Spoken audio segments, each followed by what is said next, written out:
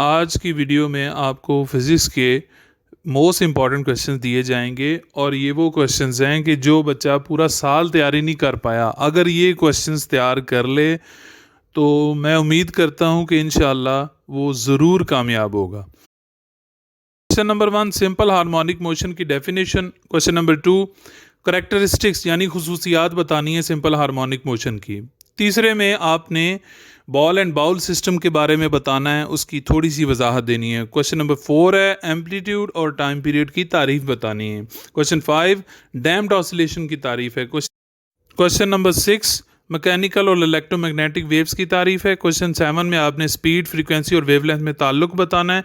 Question 8 sound waves और wavelength की तारीफ करनी है। क्वेश्चन 9 लाउडनेस और उसका ताल्लुक बताना एम्पलीट्यूड के साथ। उसके बाद क्वेश्चन नंबर 10 है जिसके अंदर आपने पिच और क्वालिटी की तारीफ करनी है। क्वेश्चन 11 साउंड इंटेंसिटी और इंटेंसिटी लेवल की तारीफ करनी है। क्वेश्चन 12 बेल और डेसिबल की डेफिनेशन बतानी है।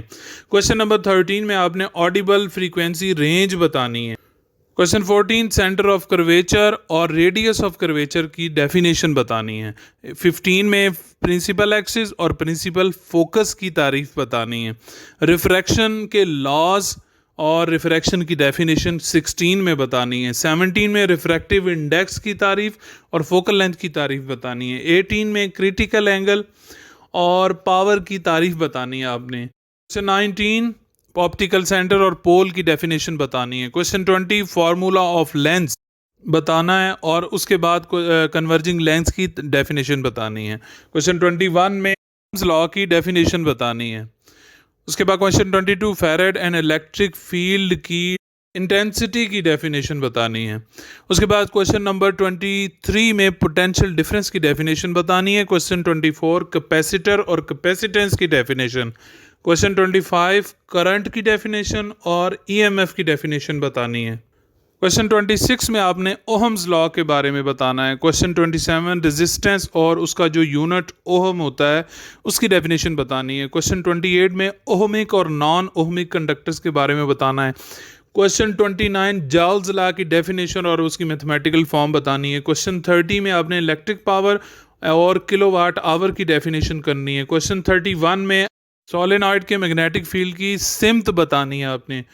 फिर उसके बाद 32 में इलेक्ट्रोमैग्नेटिक इंडक्शन की डेफिनेशन और म्यूचुअल इंडक्शन की डेफिनेशन बतानी है। 33 में लेंज़ेस लॉ के बारे में बताना है। 34 में स्टेप अप और स्टेप डाउन ट्रांसफार्मर की डेफिनेशन बतानी है। 35 में एनालॉग एंड डिजिटल इलेक्ट्रॉनिक्स की डेफिनेशन बतानी है। 36 में आपने एंड ऑपरेशन और नॉट ऑपरेशन की डिटेल बतानी है। 37 में आपने नैंड गेट की डिटेल देनी है। उसके बाद 38 में हाउस सेफ्टी अलार्म की एक्सप्लेनेशन देनी है। 39 में आपने डाटा और इन्फॉर्मेशन की तारीफ बतानी है।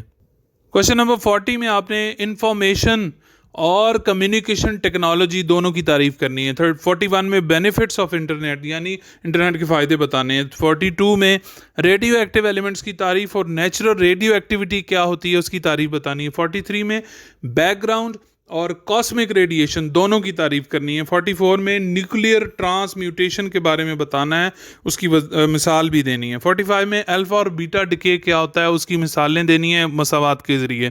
46 में पेनिट्रेटिंग पावर ऑफ अल्फा यानी सरायत करने की सलाहियत अल्फा और बीटा और गैमा की।